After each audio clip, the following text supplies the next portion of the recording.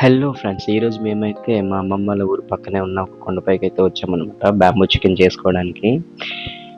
So, మా bro అయితే ముందుగానే చికెన్ అది మ్యారినేట్ చేసి ఉంచారు. దాన్ని నేను వీడియో తీయలేకపోయాను, చూసారు కదా! మా బ్రో అయితే బ్యాంబూస్‌లో ఫిల్ చేస్తున్నారనమాట చికెన్. అవన్నీ ముందుగానే బ్యాంబూ కట్ చేసి దాన్ని క్లీన్ చేసి ప్రాసెస్ అంతా జరిగింది. దాన్ని నేను వీడియో తీయలేకపోయాను.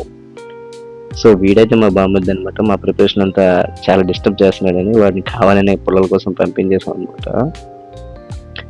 సో, అలా చికెన్ అయితే బ్యాంబూస్‌లో ఫిల్ చేసుకొని, ఇలా అరిటాకులతో అయితే మొత్తం అది ప్యాక్ చేసేసామనమాట.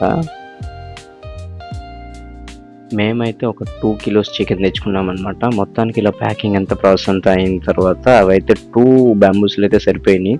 పక్కనే ఒక 2 రాళ్ళు కనిపిస్తే, ఆ 2 రాళ్ళ మధ్యలో పెట్టి ఫైర్ చేసి చాలా సేపు కాల్చామనమాట. అది దగ్గర ఒక 30 మినిట్స్ అయ్యాక బ్యాంబూ అయితే చాలా బ్లాక్‌గా మాడిపోయి చిన్నగా బ్రేక్ అయిందనమాట. అప్పుడు ఇంకా కుక్ అయ్యి ఉంటదని చెప్పి తీసాము. సో, మేము ఇది ట్రై చేయడం ఫస్ట్ టైమ్. ఎలా ఉంటదో ఏమో అనుకున్నాం. చూసేసరికి పీస్ అయితే చాలా సాఫ్ట్‌గా వచ్చింది.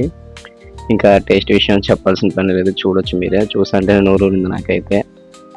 చాలా బాగుంది టేస్ట్ విషయంలో అయితే. మా బ్రో అయితే అద్దరగొట్టారని చెప్పొచ్చు. అలా నోరూరిస్తున్న చికెన్‌ని మేమైతే ఓ పట్టు పట్టామనమాట. మీరు ఎప్పుడైనా విలేజెస్ వచ్చినట్లయితే ఇట్లాంటి మూమెంట్స్ అయితే అస్సలు మిస్ కావద్దు గైస్. By by.